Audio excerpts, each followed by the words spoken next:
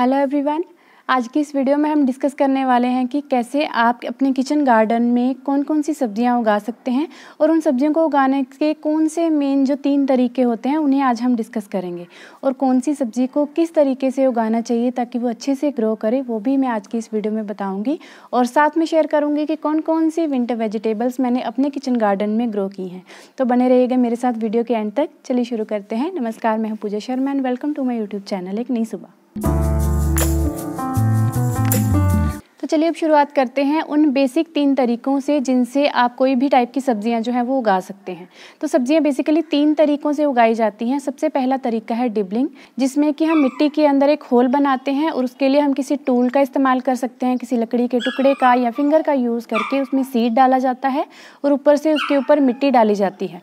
इस तरीके से हम ये इंश्योर करते हैं कि जो सीड है वो सही गहराई के ऊपर चला जाए ताकि जब वो ग्रो हो तो वो मिट्टी के ऊपर ना रहे। ज़्यादातर रूटेड वेजिटेबल्स इसी तरीके से ग्रो की जाती हैं, जैसे कि गाजर, मूली, चुकंदर, आलू। इन सब के लिए हम डिबलिंग का ही मेथड यूज़ करते हैं और उसके अलावा मटर वगैरह के लिए भी डिबलिंग का मेथड यूज़ किया जाता है। दूसरा मेथड होता है सोन इन रोज़, कि हम कतारों में बीजों को फैलाते हैं। कतार ना भी हो, ऊपर की लेयर के ऊपर, मिट्टी के ऊपर की लेयर के ऊपर हम बीज को फैला देते हैं और उसके ऊपर हल्की सी लेयर जो है वो मिट्टी की डालते हैं। और ये जो मेथड है मोस्टली लीफी वेजिटेबल्स यानी कि पत्तेदार सब्जियों के लिए यूज़ किया जाता है, जैसे कि पालक, धनिया, मेथी, सरसों। इन सब चीज़ों के लिए हम ये सोन इन रोज़ का मेथड जो है वो यूज़ करते हैं। और तीसरा मेथड होता है ट्रांसप्लांटिंग, जिसमें हम पहले सब्जी की पौध तैयार करते हैं, उसके छोटे छोटे पौधे तैयार किए जाते हैं और फिर उन्हें ट्रांसप्लांट करके सही जगह पर लगाया जाता है, जैसे कि गोभी, पत्ता गोभी, टमाटर, ब्रोकली, हरी मिर्च। इन सबको ट्रांसप्लांटिंग के मेथड से ग्रो किया जाता है। और ट्रांसप्लांटिंग के साथ जो सब्जियां लगाई जाती हैं उन सब की ज़्यादातर सैम्पलिंग्स जो है वो मार्केट में आपको तैयार भी मिल जाती है। तो आप तैयार सैम्पलिंग से भी इसे लगा सकते हैं या अपनी खुद की सैम्पलिंग्स भी आप तैयार कर सकते हैं। तो ये थे वो बेसिक 3 मेथड्स जो कि आपको अपना किचन गार्डन स्टार्ट करने से पहले पता होने ज़रूरी हैं। और अब हम जानेंगे कि कौन कौन सी सब्जियाँ आप अपने विंटर किचन गार्डन में ग्रो कर सकते हैं और उनको तीनों में से कौन से तरीके से ग्रो किया जाना चाहिए। तो सबसे पहले बात करेंगे हम पोटैटोज़ की, जो कि सबसे ज़्यादा क्वांटिटी में हमने अपने किचन गार्डन में ग्रो किए हैं। हम गांव के लोग इस मामले में काफ़ी खुशकिस्मत होते हैं कि हमारे पास अच्छा ज़मीन का एरिया होता है सब्जियां वगैरह ग्रो करने के लिए। तो ज़मीन पे काफ़ी अच्छी क्वांटिटी में हमने आलू ग्रो किए हैं और कुछ पोटैटोज़ मैंने ग्रो बैग में भी लगाए हैं ताकि मैं आप लोगों को गाइड कर सकूँ जिन लोगों के पास ज़मीन नहीं है कि वो ग्रो बैग में कैसे पोटैटोज़ खुद से ग्रो कर सकते हैं। तो पोटैटोज़ को ग्रो करने के लिए डिबलिंग का मेथड यूज़ किया जाता है, जिसमें हम हाथ से छोटा सा गड्ढा बनाते हैं और उसमें बीज डालते हैं आलू का। और आलू के बीज कोई स्पेशल नहीं होते हैं, पिछले सीज़न के ही जो छोटे आलू होते हैं, छोटे साइज़ के पोटैटोज़ जो होते हैं, वही पोटैटोज़ को ग्रो करने के लिए यूज़ किए जाते हैं। अगर आपके वो पोटैटोज़ स्प्राउटेड पोटैटोज़ हैं तो और भी अच्छा है, उससे प्लांट जो है वो और भी जल्दी निकल के आता है। तो ग्रो बैग्स में डिबलिंग के लिए आपको हाथ से उसे खोदना पड़ेगा, उसमें आप पोटैटो डालेंगे और फिर उसके ऊपर से आपको उसे मिट्टी से कवर कर देना है। पर जब ज़मीन पर ज़्यादा क्वांटिटी में आलू ग्रो किए जाते हैं तो उस टाइम पे उस प्रोसेस को फास्ट करने के लिए एक रो में आलू बिछा दिए जाते हैं और उसके ऊपर से मिट्टी की एक परत उसके ऊपर डाली जाती है ताकि पोटैटोज़ अच्छे से कवर हो जाएं। और जैसे जैसे प्लांट ग्रो करते हैं साइड्स पे मिट्टी जो है वो लगाते रहते हैं और एक बार जब प्लांट की जड़ें वो मिट्टी पकड़ लेती हैं तो वो प्लांट अपनी जगह पे स्टेबल रहते हैं। आलू लगाने के करीब 6-7 दिन के बाद ही स्प्राउट्स निकल आते हैं और ये आप हमारा ज़मीन का एरिया देख सकते हैं कि कितने सारे पोटैटोज़ के प्लांट्स जो हैं वो निकल के आए हैं और वो काफ़ी अच्छे से ग्रो भी हो रहे हैं। इसके अलावा मैंने लगाई हैं कैरेट्स यानी कि गाजर, और वो ग्रो बैग्स में लगाई हैं। जल्दी ही आपके साथ वीडियो शेयर करूँगी कि कैसे आप ग्रो बैग्स में आसानी से गाजर ग्रो कर सकते हैं। और उसे लगाने के लिए भी डिबलिंग का ही मेथड यूज़ किया जाता है। और उसके बाद मैंने लगाई हैं रेडिश मूली, वो भी ग्रो बैग में लगाई हैं। और ज़मीन पे भी काफ़ी सारी मूलियाँ हम अक्सर ग्रो करते रहते हैं हर बार विंटर सीज़न में, और उसके लिए भी डिबलिंग का ही मेथड यूज़ किया जाता है। सबसे पहले मैं आपके साथ वही सब्जियां शेयर कर रही हूँ जो कि डिबलिंग के मेथड के साथ ग्रो की जाएंगी। ग्रो बैग में लगाई हुई मूली की वीडियो जल्दी ही आप तक लेके आने की कोशिश करूँगी। बट उसके अलावा ज़मीन पे भी हमने काफ़ी सारी मूलियाँ लगाई थी और मूली की खेती करने के लिए हमें कोई स्पेशल अरेंजमेंट नहीं करना पड़ता है। जहाँ पे भी पालक, धनिया, मेथी वगैरह के लिए जो बेड तैयार किए जाते हैं उसी की बाउंड्री वॉल के ऊपर, उसकी साइड्स के ऊपर मूली आसानी से ग्रो कर सकते हैं। और उसके अलावा जहाँ पे हमने पोटैटोज़ लगाए थे उनके बीच में भी हमने मूली के सीड्स जो हैं वो डाल दिए थे, क्योंकि पोटैटोज़ को ग्रो होने में काफ़ी टाइम लग जाता है। बट उसकी बजाय जो मूली का बीज है वो जल्दी स्प्राउट भी कर देता है और वो जल्दी ग्रो भी हो जाता है। तो पोटैटोज़ को बाद में उसकी स्पेस मिल जाएगी अच्छे से ग्रो करने के लिए। जब तैयार हो चुकी मूली हम उसमें से बीच में से निकाल लेंगे। तो है ना ये स्मार्ट वर्क।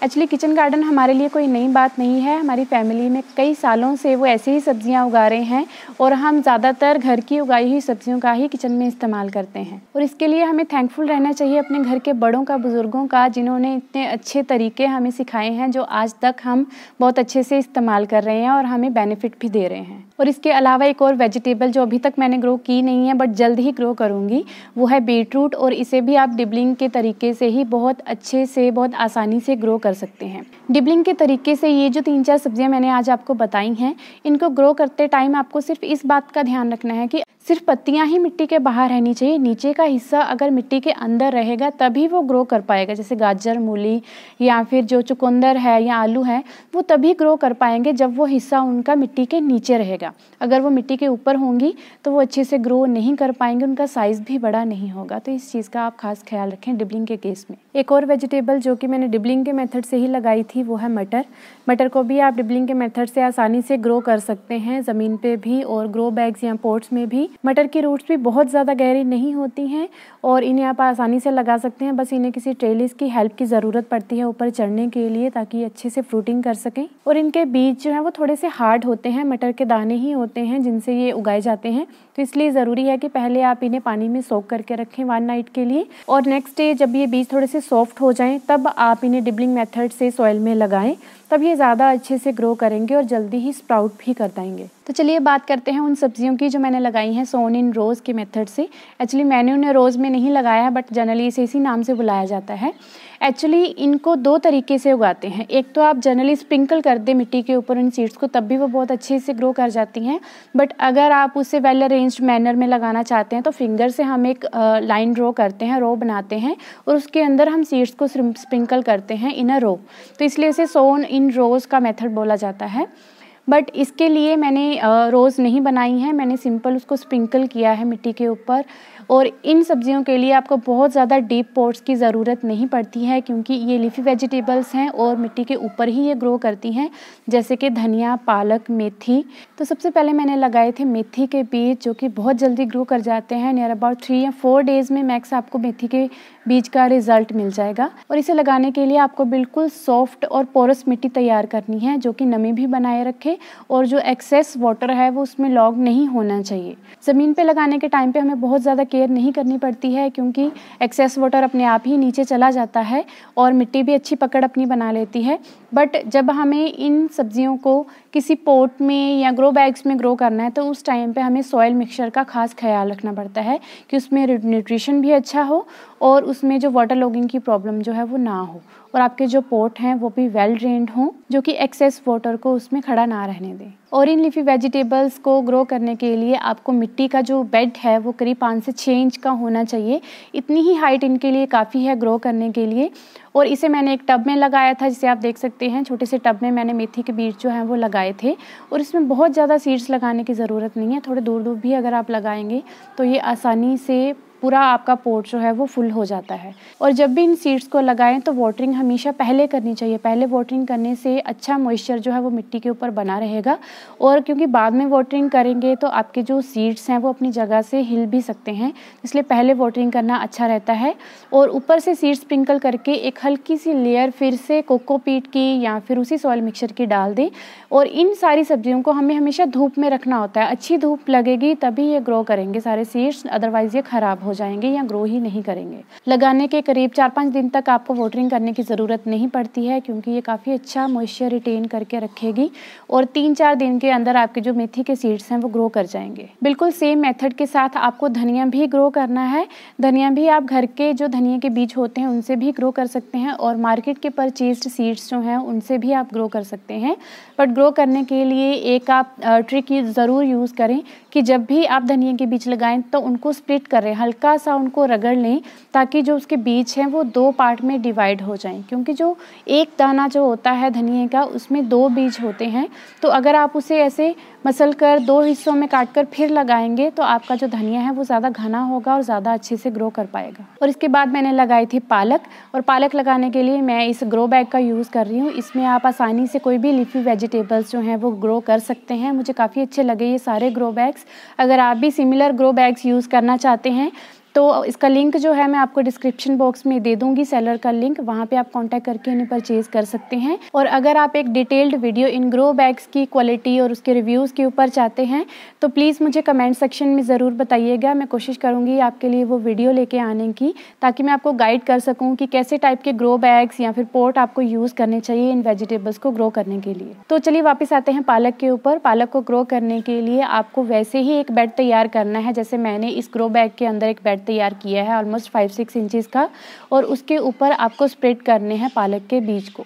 पालक के बीज आपको बहुत ज़्यादा घने नहीं लगाने चाहिए, क्योंकि पालक आप जितना घना लगाएंगे उसके पत्तों का साइज़ जो है वो उतना ही छोटा रह जाएगा, उसमें स्पेस कम बचेगी उन्हें अपनी जड़ों को फैलाने के लिए। तो थोड़ी सी दूर दूर ही पालक के जो बीज हैं वो लगाने चाहिए। और स्प्रिंकल करते वक्त इस चीज़ का ध्यान रखें कि सीड्स की जो ओवरलैपिंग है वो ना हो, अदरवाइज़ जहाँ पे ओवरलैपिंग होगी वहाँ पे दो प्लांट जो हैं वो अच्छे से दोनों ग्रो नहीं कर पाएंगे और उनके पत्तियों का जो साइज़ है वो ज़्यादा बड़ा नहीं हो पाएगा। और सेम तरीके से सीड्स को स्प्रिंकल करते हुए ऊपर से एक और लेयर हम सॉइल मिक्सचर की डालेंगे, ऊपर से कवर करेंगे और अच्छे से वाटरिंग करके मॉइस्ट रखेंगे इसे। और इन सब सब्जियों को आपको फुल सनलाइट में ग्रो करना है अच्छे से ग्रो करने के लिए। तो चलिए बढ़ते हैं अब तीसरे मेथड की तरफ, जो कि है ट्रांसप्लांटिंग, जिसके साथ मैंने काफ़ी कुछ ग्रो किया है। और उसमें सबसे पहले हैं ग्रीन ब्रिंजल, हरे बैंगन जो होते हैं उसकी सब्जियां मैंने लगाई थी, और उसकी सैम्पलिंग्स तैयार करके मैंने प्लांट जो हैं कुछ ज़मीन पे भी लगाए हैं, जिनमें काफ़ी अच्छी फ्रूटिंग हो रही है और काफ़ी अच्छे से हम उसे हार्वेस्ट भी कर चुके हैं बहुत बार। और कुछ प्लांट उसके मैंने पॉट में भी लगाए हैं। तो पॉट में लगाने के लिए भी मैं आपको अच्छे से गाइड करूँगी कि कैसे आप जो हरे बैंगन है या कोई भी टाइप के बैंगन हैं उन्हें आप पॉट में कैसे ग्रो कर सकते हैं और कैसे आपको उनकी केयर करनी चाहिए। उसके अलावा गोभी और ब्रोकली के सीड्स भी मैंने सीडलिंग ट्रे में ग्रो किए हैं। उनकी सैम्पलिंग्स काफ़ी टाइम से तैयार हैं, बट मुझे ही टाइम नहीं मिल रहा उनको ट्रांसप्लांट करने का, तो जल्द ही मैं उन्हें ट्रांसप्लांट करूँगी ताकि वो भी अच्छे से ग्रो करना शुरू कर दें। और उसके अलावा ट्रांसप्लांटिंग के ही मेथड से मैं ग्रो करने वाली हूँ ग्रीन चिल्लीज, हरी मिर्च के पौधे।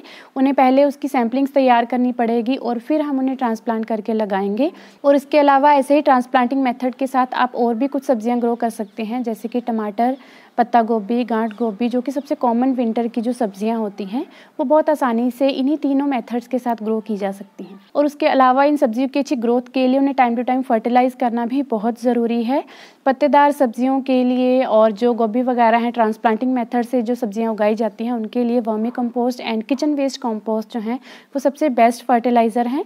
पत्तेदार सब्जियों में आप एप्सम सॉल्ट का भी यूज़ कर सकते हैं, उससे आपकी जो लीफी वेजिटेबल्स हैं काफ़ी अच्छी ग्रीन लाश ग्रीन कलर उनका होगा और अच्छा न्यूट्रिशन वो आपको दे पाएंगी। उसके अलावा जो रूटेड वेजिटेबल्स हैं जैसे कि मूली है या फिर गाजर है या बीटरूट है, इनको बहुत ज़्यादा फर्टिलाइजेशन की ज़रूरत नहीं होती है। सीड्स लगाने से लेके फर्टिलाइजेशन एंड हार्वेस्टिंग तक के इंडिविजुअल वीडियोस इन वेजिटेबल्स के ऊपर आपको जल्द ही मिल जाएंगे मेरे चैनल के ऊपर। आई होप आज की ये वीडियो और ये इन्फॉर्मेशन आपके लिए हेल्पफुल रहेगी आपका किचन गार्डन सेटअप करने के लिए। अभी भी टाइम है, अभी भी आप ये सारी वेजिटेबल्स जो हैं वो लगा सकते हैं आसानी से और इन सब्जियों का मज़ा ले सकते हैं, घर की सब्जियों का। और अगर आपको आज का ये वीडियो और ये इन्फॉर्मेशन अच्छी लगी हो तो प्लीज़ इस वीडियो को लाइक एंड शेयर करें, मेरे चैनल को सब्सक्राइब करें एंड बेल आइकन प्रेस करें for the latest video notifications. धन्यवाद।